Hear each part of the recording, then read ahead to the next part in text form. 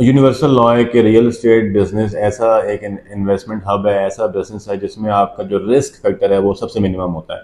Second क्या है कि आप अपने लिए कुछ ना कुछ ऐसा करें कि आप अपने लिए पैसिव इनकम का, अपनी जो मंथली इनकम है उसमें कुछ इजाफा कर लें। रियल एस्टेट में अगर आप इन्वेस्टमेंट्स करते हैं तो वो आपका best source of passive income होता है। दी लैंडमार्क के नाम से जो एक प्रोजेक्ट है न्यू सिटी फेज 2 में, उसमें आप इन्वेस्टमेंट्स करें। और वो रिकमेंडेड प्रोजेक्ट है क्योंकि बिल्डर जो है उसमें वो सारी चीज़ें प्रोवाइड कर रहा है जिससे कल को इस बिल्डिंग के अंदर एक फुटफॉल होगा।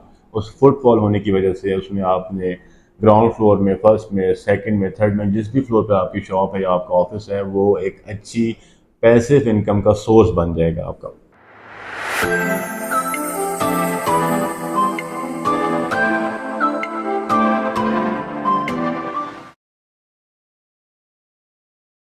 जी अस्सलाम वालेकुम, दिस इज़ जवाद अजीज़ और आप देख रहे हैं मेरा यूट्यूब चैनल।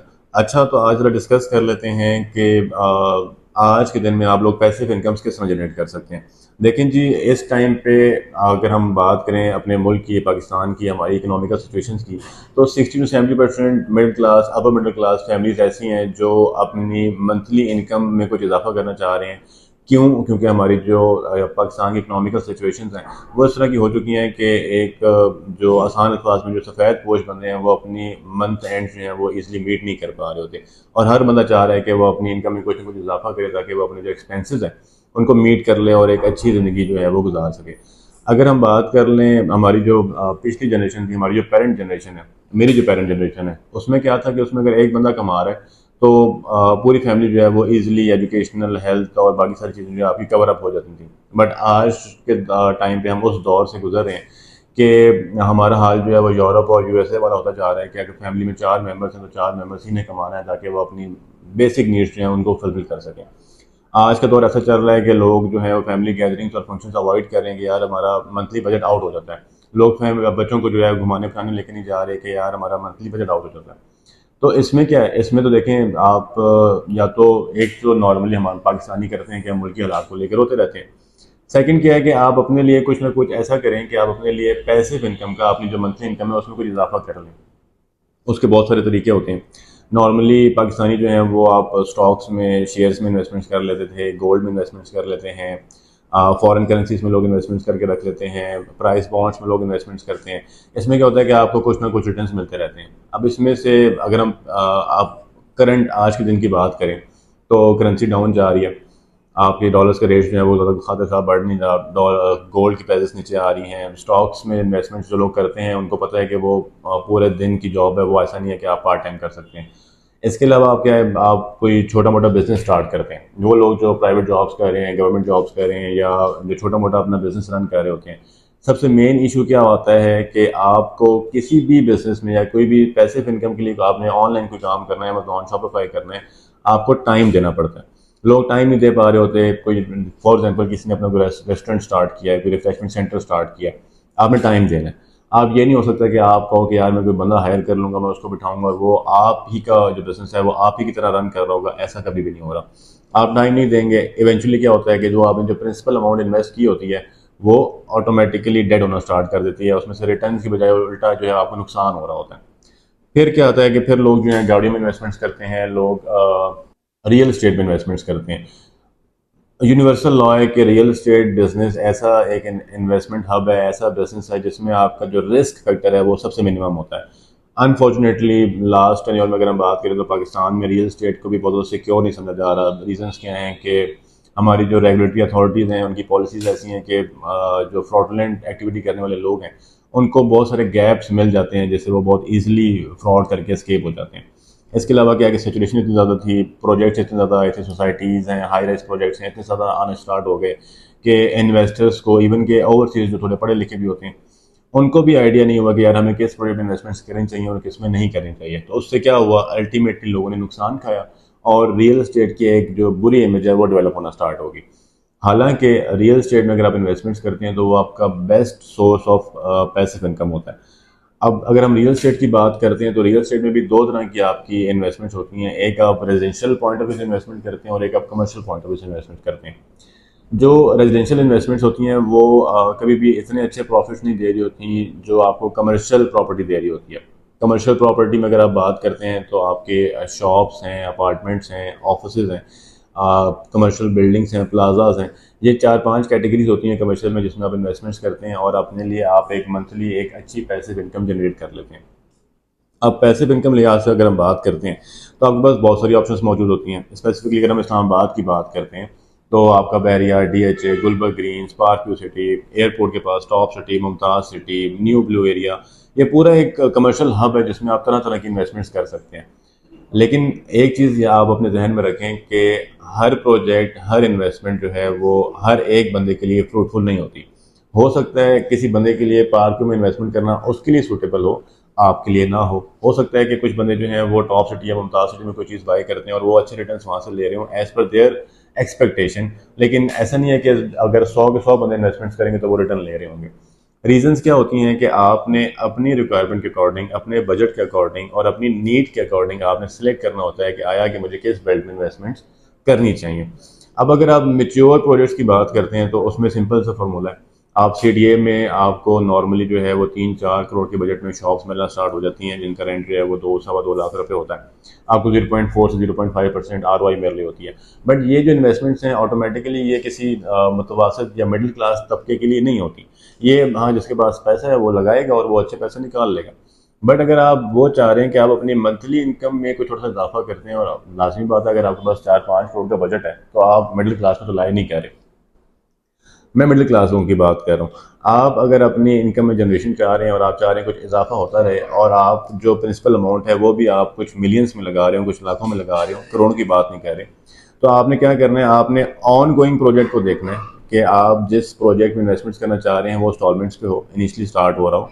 और उसमें जो मेन आपने जो चीज़ देखनी होती है वो देखना होता है कि जो बिल्डर है, जो डेवलपर है, आया कि वो इस प्रोजेक्ट में वो सारे फीचर्स लेकर आ रहा है जिससे कल को आपकी इन्वेस्टमेंट, आपका एसेट आपको एक अच्छी रेंटल इनकम प्रोवाइड करेगा या नहीं।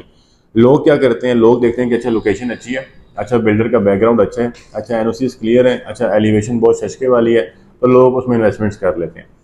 फॉर एग्जांपल गुलबर्ग ग्रीन्स की अगर हम बात करते हैं, गुलबर्ग ग्रीन्स में राइट नाउ जितने कमर्शियल्स डेवलप हुए हुए हैं, आई थिंक के कुछ 7 to 8 किलोमीटर की रोड लेंथ है जिसपे कमर्शियल्स ही कमर्शियल्स बने हुए हैं। आपको डेली 9 लाख पीपल का जो है फुटफॉल चाहिए गुलबर्ग ग्रीन्स में कि वो जितने भी कमर्शियल्स हैं वो रनिंग में आ सकें। आप मुझे बताएं कि इस टाइम पे क्या 9 लाख की आबादी डेली गुलबर्ग ग्रीन्स में आना जाना कर रही है अपना? नहीं है।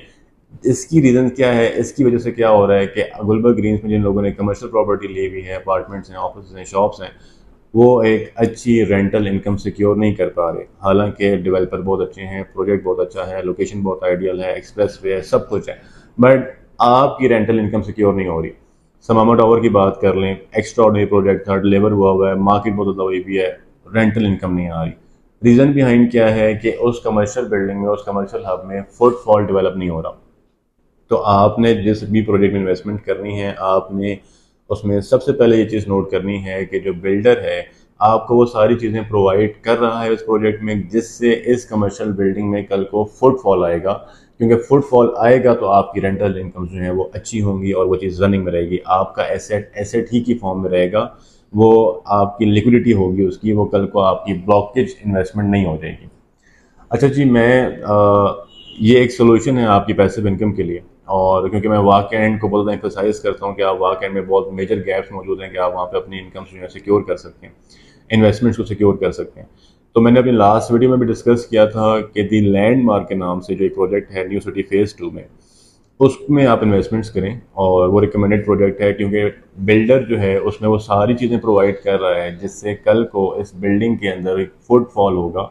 उस फुटफॉल होने की वजह से उसमें आपने ग्राउंड फ्लोर में, फर्स्ट में, सेकंड में, थर्ड में, जिस भी फ्लोर पे आपकी शॉप है या आपका ऑफिस है, वो एक अच्छी पैसिव इनकम का सोर्स बन जाएगा आपका। लैंडमार्क में थोड़ा डिटेल में आपको एक्सप्लेन कर देता हूँ। ग्राउंड+9 का ये प्रोजेक्ट है, 3 कनाल 5 मरले इसकी टोटल एरिया है।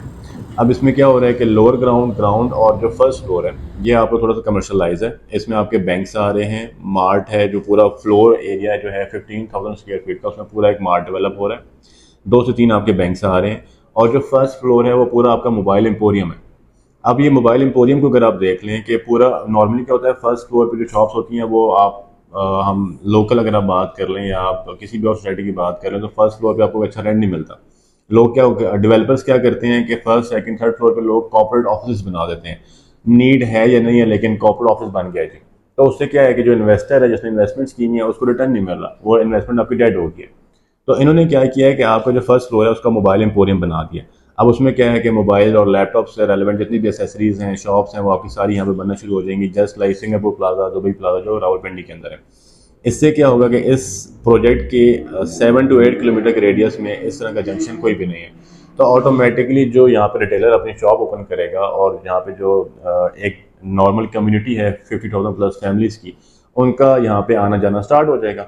जैसे क्या है कि एवेंचुअली जो लोगों ने यहाँ पे शॉप्स परचेज की हुई है उनको एक अच्छी रेंटल इनकम मिलना स्टार्ट हो जाएगी। जो सेकंड फ्लोर है, सेकंड फ्लोर डेवलपर जो है उसको पूरे को आईटी पार्क के नाम से डेवलप कर रहे हैं। उसमें क्या हो रहा है, आईटी पार्क बेसिकली क्या है, जिसमें आप लोगों ने बड़े शहरों में देखा होगा कि आपकी फ्री लांसर्स के लिए ऑफिस स्पेसिस प्रोवाइड की जाती हैं पर डे के रेंट के हिसाब से।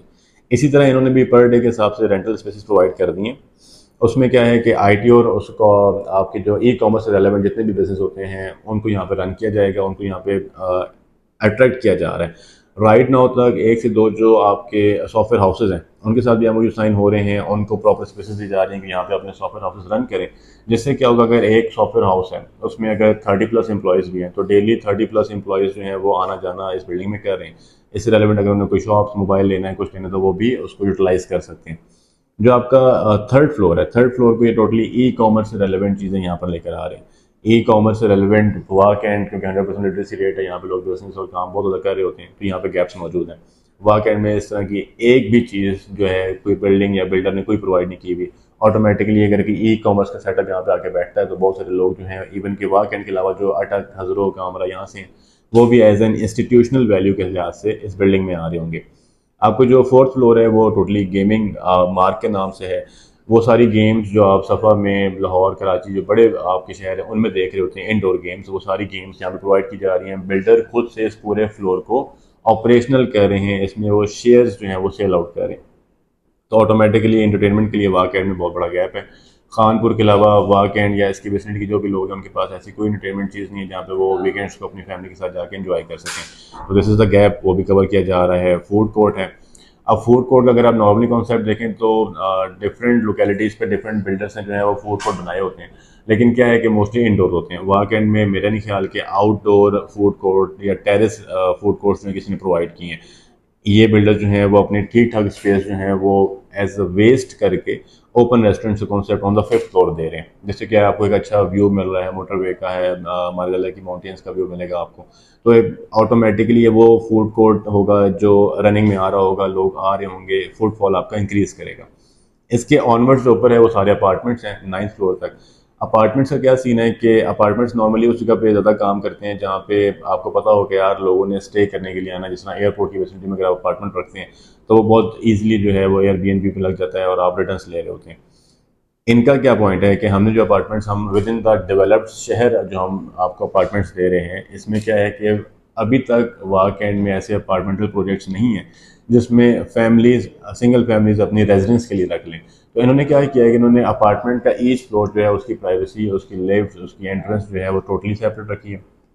आपकी जो है वो कीलेस एंट्रीज हैं, बायोमेट्रिक एंट्रीज हैं, कोई आलतू फालतू बंदा आपका नहीं आ रहा, डेडिकेटेड कार पार्किंग्स मिल रही हैं आपको। तो वो फैमिलीज जो वाक एंड की हैं, सिंगल फैमिलीज हैं, जो इस टाइम पे 5 मरले 7 मरले का घर जो है रेंट पे अफोर्ड नहीं कर सकते, तो बड़े इकोनॉमिकल प्राइसेस में अपना 1 बेड 2 बेड का अपार्टमेंट जो है वो यूटिलाइज कर रहे होंगे, अपनी फैमिली के लिए पर्पज़ के लिए यूज़ कर रहे होंगे।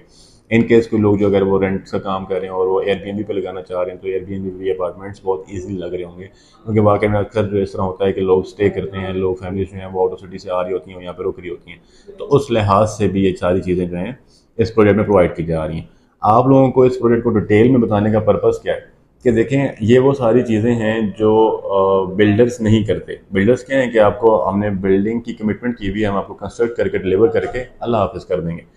वो आपको कल को रेंटल इनकम आ रही है नहीं आ रही, वो उनका हेडेक नहीं होता। ये बिल्डर्स क्या कर रहे हैं कि वो सारे हेडेक्स जो एक एक्स्ट्रा जो है वो प्रोसीजर्स हैं वो सारे खुद के अपने ऊपर ले रहे हैं। वो आपको सारी चीज़ें यहाँ पे रनिंग में लेकर आएंगे, इसकी मेंटेनेंस, एडमिनिस्ट्रेशन वो सारी खुद कंट्रोल करेंगे और अपने भी बहुत सारे बिजनेस जो हैं वो इसी बिल्डिंग के अंदर लेकर आ रहे होंगे। क्यों? क्योंकि फुटफॉल इंक्रीज करेगा, लोकेशन बहुत आइडियल है। तो ये वो सारी चीज़ें हैं जो ये प्रोवाइड कर रहे हैं, जो लैंड मार्क अपने प्रोजेक्ट में प्रोवाइड कर रहा है। जिससे इन्वेस्टर्स ना सिर्फ अभी कोई चीज़ परचेज करके अपना एसेट बिल्डअप करेंगे, बल्कि अपनी एक पैसिव इनकम भी अच्छी जनरेट कर सकेंगे इस प्रोजेक्ट के डिलीवरेंस के बाद। 2 साल का कंप्लीशन टाइम दे रहे हैं। तो वाकएंड के लोग और वाकएंड के अलावा भी अगर केपी से लोग जो इन्वेस्टमेंट्स करने आते हैं, इस्लामाबाद में जो लोग इन्वेस्टमेंट्स करना चाह रहे हैं, राउरकेला में इन्वेस्टमेंट्स करना चाह रहे हैं, तो the landmark is the very fruitful option. इसको लाजमी कंसिडर करें और इसमें इन्वेस्टमेंट्स करने के लिए आप मेरे दिए गए नंबर पर रब्ता कर सकते हैं। मज़ीद मालूमात के लिए हमारा ऑफिस विजिट कर सकते हैं। शुक्रिया।